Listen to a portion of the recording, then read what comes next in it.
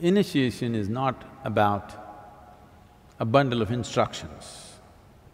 In fact, in an initiation process, instructions are a kind of disturbance. It's a nuisance. I'm saying it's a nuisance because we're still giving instructions because most people… because today they've all become educated, everything has to be told, you know, or it must be printed. These days, if you tell them also it's not enough. They wanted a printed sheet, the instructions of the initiation, because they're all educated. Their brains are full of words, not of life. Too many words. So everything has to be verbal. Even saying it is not good enough, you have to print it. Or you have to record it and give it to them so that they can put headphones and listen to the instructions every time. Initiation is not a bundle of words. If we have to use an analogy, if you know something about electricity, in electrical motors and stuff, there is something called as induction.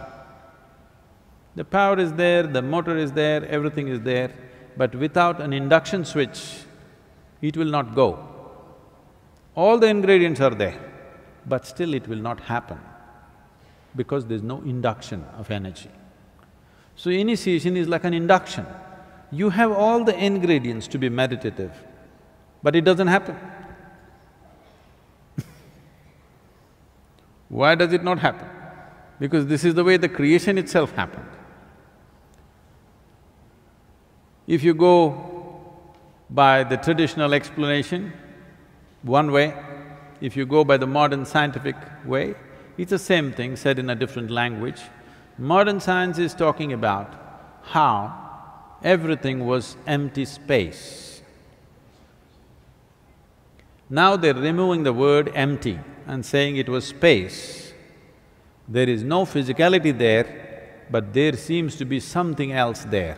What that something else, we don't know, as for the science. And today they've made experiments where in vacuum state, if you apply a certain energy around it, not into it, around it, suddenly virtual protons and virtual neutrons will spill out. That means creation begins just because there's energy playing around. There's a beautiful story in the yogic tradition. Shiva, you must understand the word Shiva. Shiva means that which is not. It's an appropriate description for space. That which is physical, creation. That which is not is non-physical dimension of the existence. So Shiva means that which is not. Shiva was lying, his body spread across the cosmos, but he's not. He doesn't exist. He doesn't have a physical manifestation. Then Shakti, a certain dimension of energy, came and danced around him, and then he came alive. Then he started spitting galaxies out of his mouth. This is the most appropriate description of how creation happened. Still spitting galaxies, new galaxies, it's continuously happening. Simply because a certain energy touched it. Everything that was needed for creation was already there in him, but he needed induction. So initiation is a kind of an induction process. But unfortunately today, if I just ask people to just sit here, we'll do things for you, they'll say, nothing happening, why is he not doing anything? You're supposed to say something. So what to do? For modern times, we say a lot of things. We hang out with you.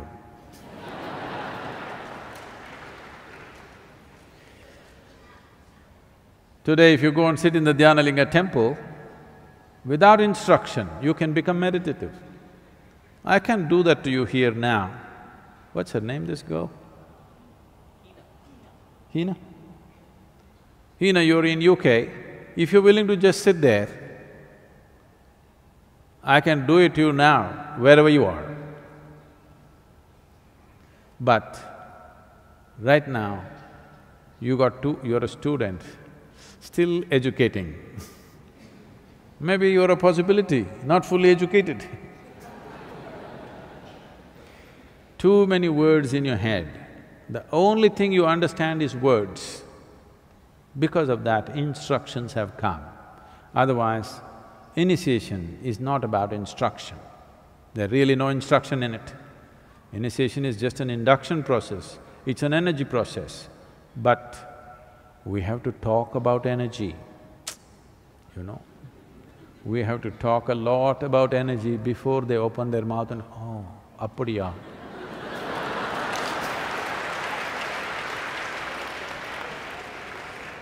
Tough times for gurus.